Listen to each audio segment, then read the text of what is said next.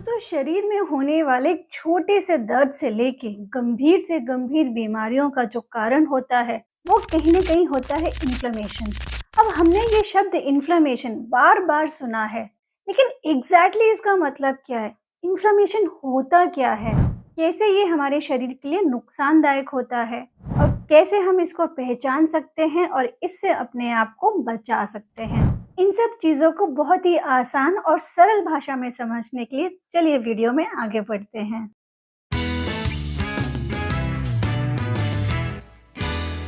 नमस्कार दोस्तों, आप सभी का बहुत बहुत स्वागत है। दोस्तों, मेरा नाम नम्रता है। मैं एक सर्टिफाइड न्यूट्रिशनिस्ट हूँ। इसके साथ साथ मैं एक साइंटिफिक और आयुर्वेदिक हेल्थ एक्सपर्ट हूँ। दोस्तों, इन्फ्लेमेशन का एक्चुअल मतलब क्या है? अगर हम आम भाषा में समझें तो होता क्या है इन्फ्लेमेशन? इन्फ्लेमेशन का मतलब है कहीं पर भी सूजन होना, जलन होना, दर्द का एहसास होना, ये होता है इन्फ्लेमेशन। यानी कि अगर हम आम भाषा में समझें तो मान लीजिए मेरा ये हाथ है।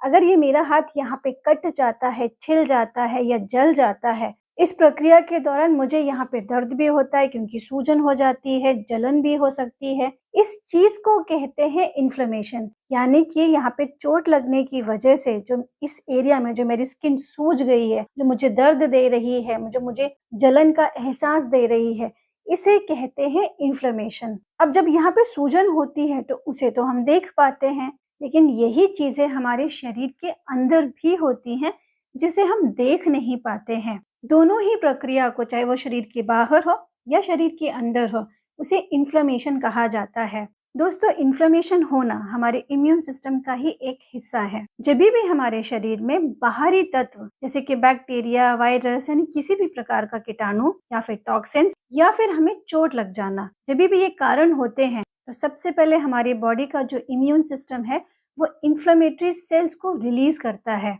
ये चेक करने के लिए कि कहाँ पे चोट लगी है या फिर कहाँ पे बैक्टीरिया या वायरस बॉडी में एंट्री करके छुपे हुए हैं। अब ये इन्फ्लेमेटरी सेल्स उस टारगेटेड एरिया पे जाएंगे चेक करने के लिए कि कहाँ पे बैक्टीरिया है या वायरस है और किस एरिया में वो हैं। और उसके बाद इन इन्फ्लेमेटरी सेल्स का काम होता है कि उस एरिया के आसपास में इन्फ्लेमेशन को बढ़ाना, ताकि जो बैक्टीरिया और वायरस हैं उनको पकड़ा जा सके, ट्रैप किया जा सके। यदि ये इन्फ्लेमेटरी सेल्स आराम से इन बैक्टीरिया और वायरस को ट्रैप कर सके तो मामला वहीं खत्म हो जाता है। लेकिन यदि ये आराम से ट्रैप नहीं कर पा रहे, ये कमजोर पड़ रहे हैं या फिर ये बैक्टीरिया वायरस बहुत स्ट्रांग है, तो फिर हमारा इम्यून सिस्टम कुछ और कंपाउंड्स को रिलीज करता है जिनको साइटोकाइंस कहा जाता है, जिनका काम होता है और इन्फ्लेमेटरी सेल्स को पैदा करना ताकि ज्यादा इन्फ्लेमेशन वहां पे हो सके और इन बैक्टीरिया वायरस को ट्रैप करके इन्हें मार दिया जा सके। ठीक उसी तरीके से यदि आपको चोट लग जाती है तो यही इन्फ्लेमेटरी सेल्स जहाँ पे चोट लगी है वहां पे इन्फ्लेमेशन पैदा करते हैं। यानी कि इस तरीके से कहते हैं कि भैया यहाँ पे कोई मत आओ, हम इस एरिया को रिपेयर कर रहे हैं। तो उस एरिया में सूजन आ जाती है अंदर, यानी कि इन्फ्लेमेशन हो जाता है और धीरे धीरे बॉडी उस एरिया को हील कर देती है। जैसे ही वो एरिया आपकी हील हो जाती है, ये इन्फ्लेमेटरी सेल्स अपने आप डिसॉल्व हो जाते हैं। जब तक उस एरिया में हीलिंग का काम चलेगा तब तक आपको दर्द का एहसास होगा। हो सकता है कि आपको जलन होने लगे, हो सकता है कि उस एरिया में थोड़ा सा, अगर ऊपरी सतह है तो आपको नीलापन दिखाई दे, अंदरूनी है तो आपको कुछ भी दिखाई नहीं देगा, पर दर्द जरूर महसूस होगा। यानी कि इन्फ्लेमेशन होना हमारे शरीर के लिए एक अच्छी चीज है।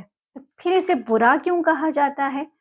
क्यों लोग डरते हैं कि यार बॉडी में इन्फ्लेमेशन हो गया?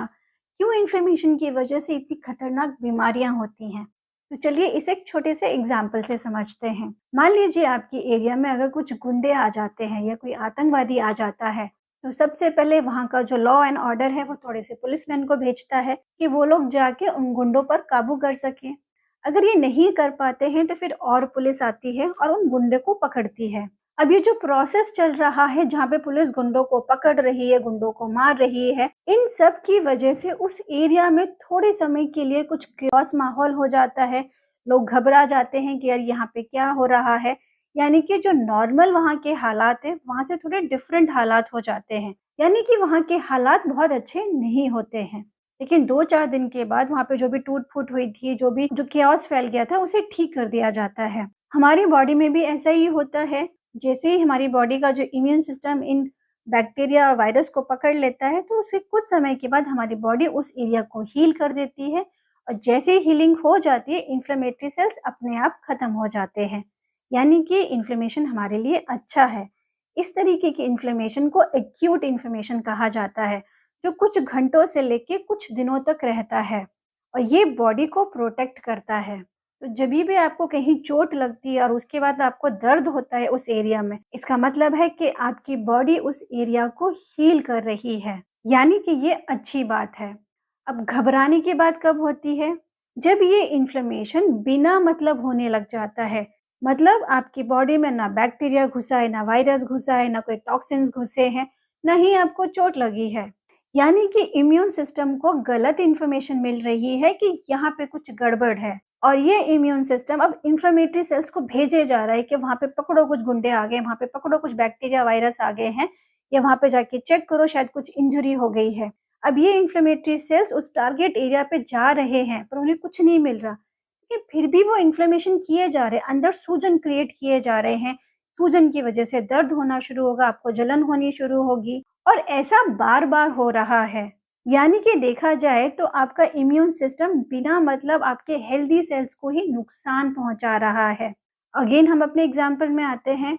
अगर मान लीजिए आपके एरिया में सब कुछ ठीक-ठाक है, कोई गुंडे नहीं है, कोई आतंकवादी नहीं घुसा है, लेकिन पुलिस को किसी ने गलत इन्फॉर्मेशन दे दी है कि यहाँ पे कुछ गुंडे घुसे हुए हैं।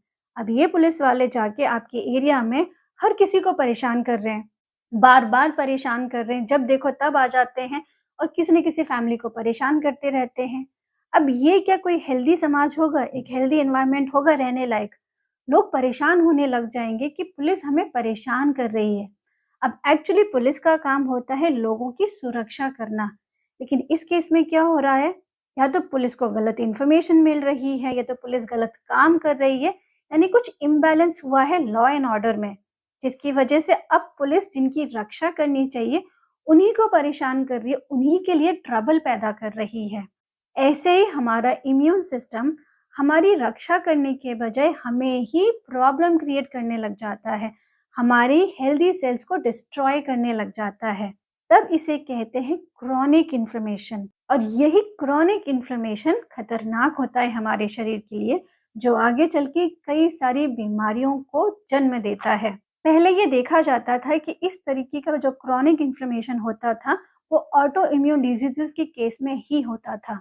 जैसे कि रूमेटॉइड अर्थराइटिस, जहाँ पे हमारी बॉडी की इम्यून सेल्स जॉइंट के सेल्स को टारगेट करके उन्हें डिस्ट्रॉय करने लग जाते हैं, जिसकी वजह से वहाँ पे बार-बार सूजन होती है, दर्द होता है और ये प्रक्रिया बार-बार चलती रहती है। वहाँ पे कोई बैक्टीरिया, कोई वायरस कुछ नहीं है, वो हेल्दी सेल्स हैं। लेकिन हमारे इम्यून सेल्स को गलत इन्फॉर्मेशन मिल रही है और वो इस एरिया को टारगेट कर रहे हैं।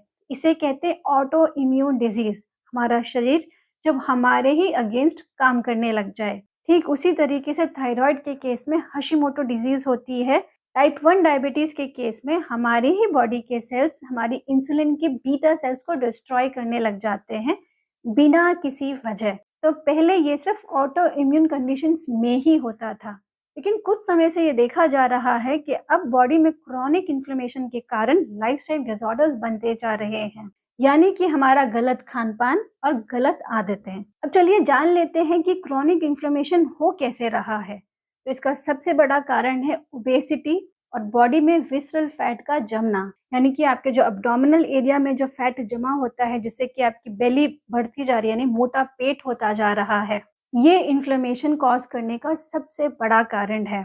विसरल फैट के अंदर टेंडेंसी होती है कि वो हमारे इन्फ्लेमेटरी सेल्स को अननेसेसरी ट्रिगर करता है, जिसकी वजह से इन लोगों में जो ओबेसिटी का शिकार हैं, फ्यूचर में जाके diabetes, cholesterol, high BP, atherosclerosis जैसी गंभीर बीमारियां जन्म लेना शुरू कर देती हैं, जो कि लाइफस्टाइल डिसऑर्डर्स होते हैं। इन्फ्लेमेशन का दूसरा बड़ा कारण है स्ट्रेस। जितना ज़्यादा आपकी बॉडी स्ट्रेस में रहेगी, उतना ही ज़्यादा आपके शरीर में इन्फ्लेमेशन होगा। तीसरा कारण है स्लीप डिसऑर्डर्स, यानी कि या तो आपको नींद की समस्या है, कोई नींद की बीमारी हो रही है, या फिर आप टाइम पे खुद ही नहीं सो रहे हैं। तो अगर आपके शरीर को प्रॉपर नींद नहीं मिलेगी, तो ये आपके शरीर में इन्फ्लेमेशन कॉज करेगा और ये इन्फ्लेमेशन मेनली आपके ब्रेन एरिया में कॉज होगा, जिसकी वजह से आपको डिप्रेशन की प्रॉब्लम होगी, एंजाइटी की प्रॉब्लम होगी, मूड स्विंग्स होंगे, यहाँ तक कि लॉन्ग रन में जाके आपको मेंटल डिसऑर्डर्स का भी सामना करना पड़ सकता है। एक और तेज़ी से बढ़ता हुआ कारण है इन्फ्लेमेशन कॉज़ करने का, और वो है प्रोसेस्ड फूड यानी कि जंक फूड का कंज़प्शन। हम जितने भी जंक फूड खाते हैं वो सब ट्रांस फैट, सैचुरेटेड फैट से भरपूर होते हैं। ये ट्रांस फैट और सैचुरेटेड फैट हमारी आर्टरीज़ में जाके इन्फ्लेमेशन कॉज़ करता है, जिसकी वजह से हार्ट अटैक और हार्ट स्ट्रोक के केसेस बढ़ जाते हैं। एक और बहुत बड़ा कारण है इन्फ्लेमेशन का, वो है स्मोकिंग। जो लोग स्मोकिंग करते हैं वो अपने लंग के सेल्स और टिश्यूज़ में इन्फ्लेमेशन कॉज़ करते हैं, और ये इन्फ्लेमेशन सिर्फ लंग तक ही सीमित नहीं होता है, बल्कि ये हार्ट की आर्टरीज़ को भी इन्फेक्ट करता है। इसके साथ-साथ दोस्तों, जो बहुत ज़्यादा अल्कोहल का कंज़प्शन करते हैं, वो अपनी बॉडी में लीवर को इन्फ्लेम्ड करते हैं, यानी कि लीवर में इन्फ्लेमेशन को कहीं ज़्यादा बढ़ा देते हैं, जिससे लॉन्ग रन में उनका लीवर डैमेज होने की जो संभावना है वो कहीं ज़्यादा बढ़ जाती है। अब जान लेते हैं साइंस एंड सिम्पटम्स, यानी कि आपको पता कैसे चलेगा कि आपके शरीर में इन्फ्लेमेशन हो रहा है। इसका सबसे पहला साइन होता है बॉडी में पेन का होना, यानी कि बिना वजह अगर आपके शरीर में कहीं दर्द हो रहा है, आपको किसी भी प्रकार की कोई इंजरी नहीं हुई है लेकिन फिर भी दर्द हो रहा है, और ये दर्द कंटिन्यूस हुए जा रहा है। खास तौर पर जब आप सुबह उठते हैं, तो जैसे ही आप उठते हैं आपको फ्रेशनेस फील नहीं होती। शरीर के कोई ना कोई अंग में आपको दर्द होता है, खास तौर पर आपके लोअर बैक पे दर्द होता है, स्टिफनेस रहती है। इसका मतलब है कि आपकी बॉडी में इन्फ्लेमेशन बढ़ रहा है। दूसरा सिम्पटम, यदि आपकी बॉडी में ब्लड शुगर लेवल बढ़ रहा है, यानी कि आपकी बॉडी धीरे-धीरे इंसुलिन रेजिस्टेंस की तरफ जा रही है, तो आप मान लीजिए कि आपके बॉडी में बहुत ज़्यादा इन्फ्लेमेशन हो रहे हैं, जो सिर्फ हाई ब्लड शुगर तक ही सीमित नहीं रहेंगे, बल्कि ये आगे चल के बॉडी में और भी प्रॉब्लम्स को जन्म देंगे। तीसरा सिम्पटम, यदि आपको बार-बार गैस्ट्रिक इश्यूज़ हो रहे हैं, यानी कि स्टमक रिलेटेड इश्यूज़ हो रहे हैं, कभी-कभी ये हो रहे हैं कंप्लीटली नॉर्मल, लेकिन बार-बार हो रहे हैं, बहुत फ्रीक्वेंट हो रहे हैं, तो इसका मतलब है आपकी बॉडी में इन्फ्लेमेशन हो रहा है, जो आगे चल के क्रोनिक डायरिया या आईबीएस जैसे इश्यूज़ को जन्म दे सकता है। चौथा सिम्पटम, यदि आप बिना वजह वेट गेन करने लग जाएँ, यानी कि आपने कोई डाइट में इंक्रीज़ नहीं किया है, कोई कैलोरीज़ कंज़प्शन ज़्यादा नहीं किया है, लेकिन फिर भी आपका वेट बढ़ रहा है, तो ये सिम्पटम है कि आपकी बॉडी में इन्फ्लेमेशंस बढ़ रहे हैं। पाँचवा और आखिरी सिम्पटम, अगर आपको फ्रीक्वेंट इन्फेक्शंस हो रहे हैं, यानी कि छोटे-मोटे इन्फेक्शंस लेकिन वो बार-बार हो रहे हैं और उनकी फ्रीक्वेंसी दिन ब दिन बढ़ती जा रही है, तो इसका मतलब है कि आपकी बॉडी में क्रोनिक इन्फ्लेमेशन हो रहा है। अब सबसे इम्पोर्टेंट चीज़, कि इस क्रोनिक इन्फ्लेमेशन को हम कम कैसे करें, रिड्यूस कैसे करें, ख़त्म कैसे करें? तो दोस्तों, उसका एकमात्र मंत्र है न्यूट्रिशन और फिजिकल एक्टिविटी। इन दोनों को प्रॉपर बैलेंस करके हम अपने शरीर से इन्फ्लेमेशन को कंप्लीटली रिमूव कर सकते हैं। तो चलिए जान लेते हैं कि डाइट से, यानी कि हम अपने खाने में उन किन चीज़ों को ऐड करें, जिनसे हम अपने शरीर में इन्फ्लेमेशन को ख़त्म कर सकें।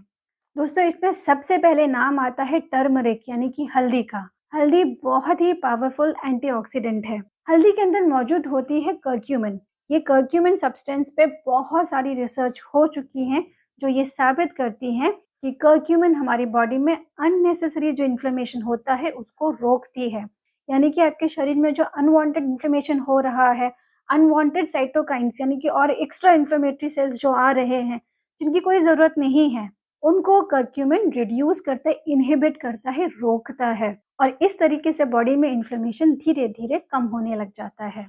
दूसरी सबसे इम्पोर्टेंट चीज़, ओमेगा 3 फैटी एसिड्स, यानी कि अगर आप फैटी फिश का सेवन करते हैं जिसमें ओमेगा 3 फैटी एसिड्स होती हैं, या फिर आप वॉलनट्स यानी कि अखरोट का सेवन करते हैं, फ्लैक्स सीड्स का सेवन करते हैं, तो इनके अंदर भी बहुत अच्छी मात्रा में ओमेगा 3 फैटी एसिड्स होती हैं, और ये ओमेगा 3 फैटी एसिड्स इन्फ्लेमेशन को ख़त्म करने के लिए बहुत इफ़ेक्टिव होती हैं। तीसरी चीज़, ग्रीन टी।